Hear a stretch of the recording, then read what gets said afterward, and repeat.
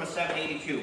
Now this 782 came in and it runs sometimes and sometimes it doesn't. It has a governor issue. The motor's going to have to be taken out and rebuilt.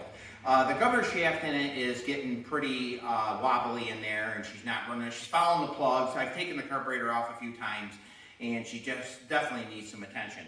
So today we're going to shut down the door, and we're going to pull this motor.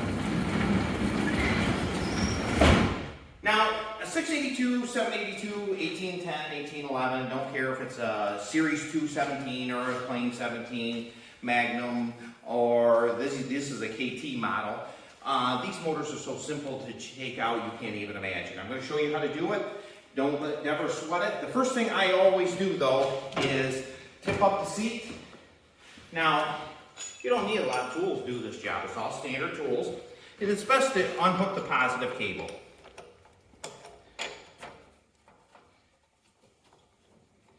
Then you don't have to worry about a fire. Yes, I've been there. I've had a fire.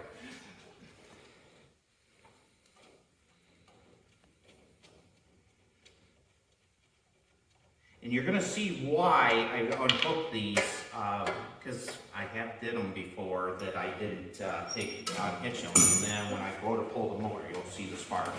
So I'll show you that when we come to it. You pull off the side covers first. I love these Red Cadets.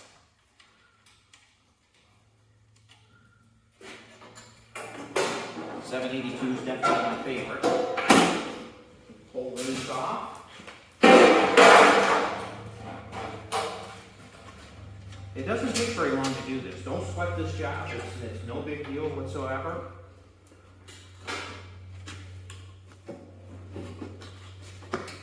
Now that was a lot bigger deal than I thought. We're going to unhook the headlights next.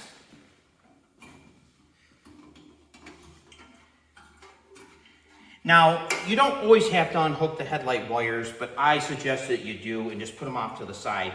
And after I get the front bonnet off, I'll unhook the electric clutch. You can just take the whole bonnet, throw it off to the side as long as you unhook the electric clutch first. I'd rather have it out of the way. This is the best way to do it so you don't break a hinge, because a hinge is not something that's cheap. Now we're going to take off the front bonnet.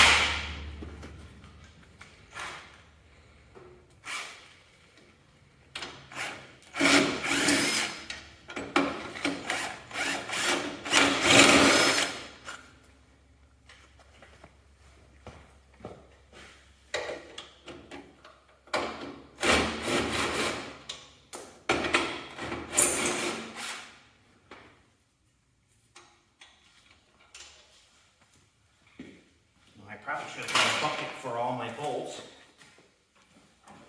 Then you just pull this hood off, and there it goes. As you can see, it's a KT Series 2 right here. Right there, Series 2. They were the little bit better motor because they pressurized them a little bit. The M18s were a lot better. Okay, I unhooked the clutch. I'm going to move the wiring harness over. Okay, then I'm going to put my floor jack into position. But what I'm going to do first, I'm going to take the fuel tank off.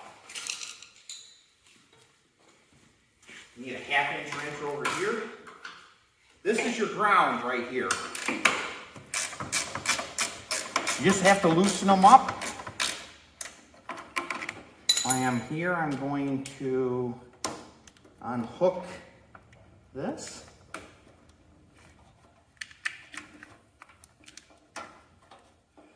And then hook that. I'll grab another tool. Need a 7/16.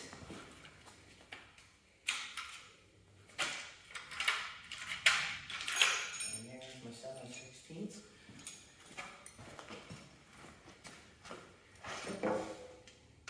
Now you don't have to do it as fast as I do it, but I've been pulling these for many years. Now these have alignment areas right here, so you can align it to the hood. That going to shut the fuel off too.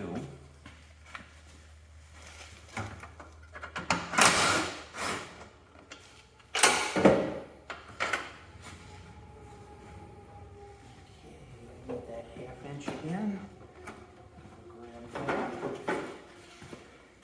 While I'm here, I'm going to shut the fuel off. Fuel shut off. I'm going to take this other area off. And then I'm going to unhook. Move these items over. Now these here, they come off pretty hard sometimes. The best way to do it is to loosen them first like this with a pair of dikes.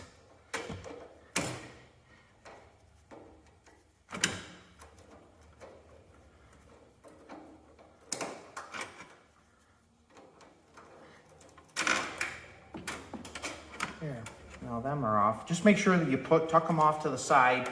Probably best to put it there because they will take an eye out quicker now. Okay, I'm going to take this side off. And another thing is, now one thing I do, because you have plenty of gas line, to make your job a lot simpler, just take a pair of these, cut your gas line. Just makes it a hell of a lot simpler. You're going to put a new filter in anyway, so take that out. And let's take the fuel tank.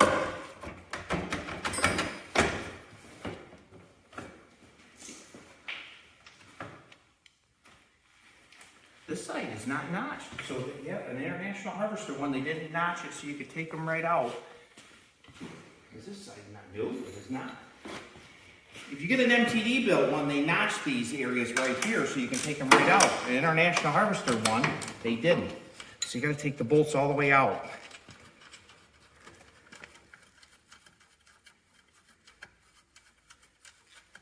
You're going to see why I take off this fuel tank.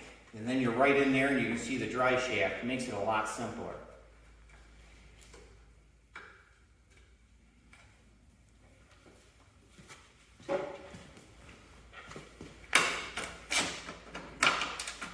Having ratchet wrenches makes this job a lot quicker.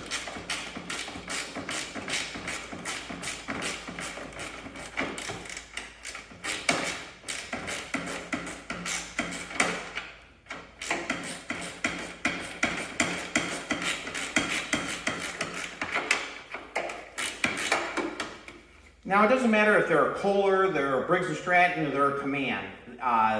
Before 97 or 97 and under, they put these plates inside, and you'll see how much easier these are to come out.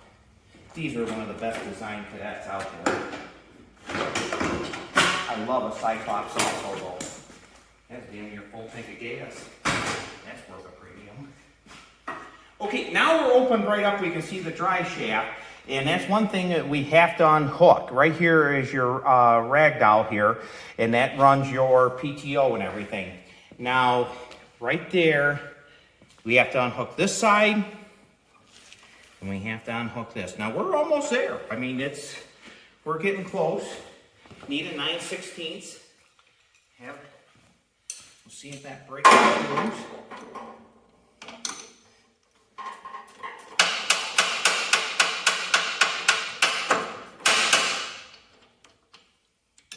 Use a carriage bolt on the other side.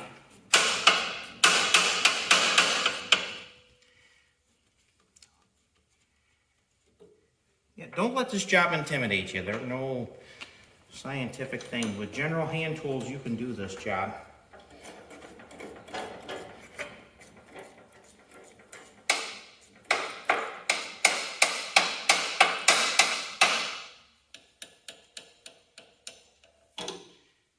Okay, now one thing is really tough to do on these Kohlers, and I'm going to get a special socket set out.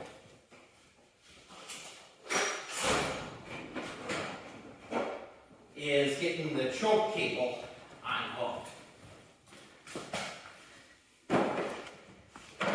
And how I do it, usually it's 1/4 inch. here, it's a tough one to get into.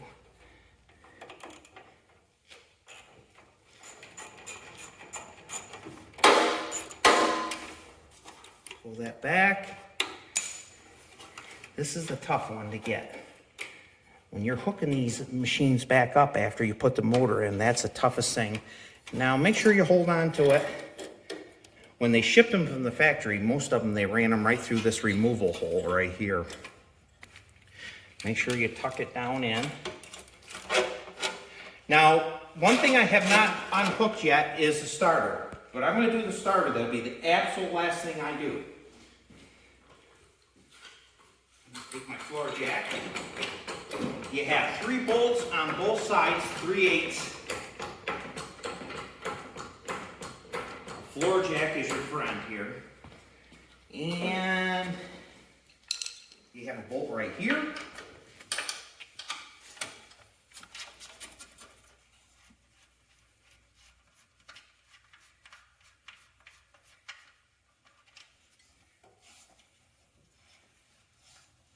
Bolt right there. The worst one to get is right here in the axles on both sides. There's the dust screen. Them are a good idea to have on. You see how much that one's plugged. I think this is a 1981.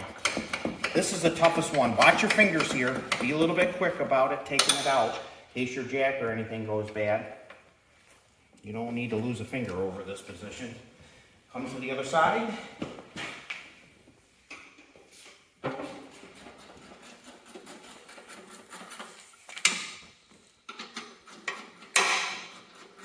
Now, when I'm not filming, I do this mainly with air rig.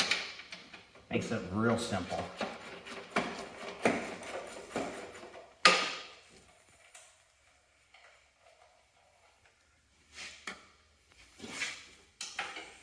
I make the floor mats right there. They come out pretty good. I've been making them now for about 2-3 years. Alrighty. Well, here comes the fun part. Now have your 7/16 ready. And actually I'll just have a socket and I'll do it with that. Now, I'm going to use my floor jack again. I'll move them sockets over. I don't need to dump them. It's actually easier to, you can reach in there.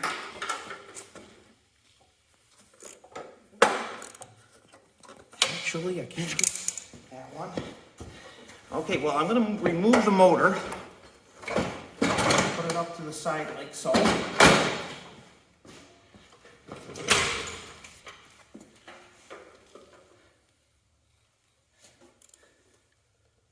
There.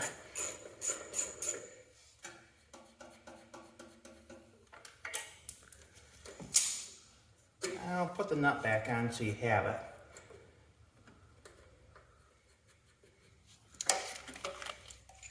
Take your floor jack,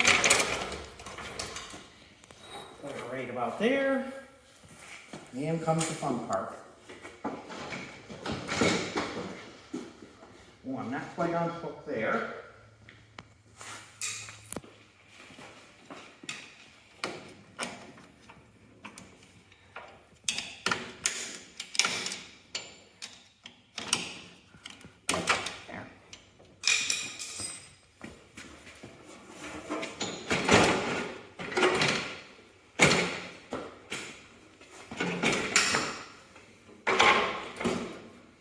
Simple.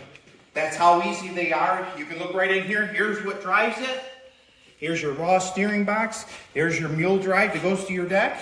And there's your motor. They're so simple. Don't let it scare you whatsoever. As you can see, we did this in live time. It's a simple, simple job. Don't let it ever intimidate you. You're never going to accomplish anything unless you try it. Thank you very much. Tune into my channel. And next time we'll make a video of putting the motor back in. Thank you and have a great day.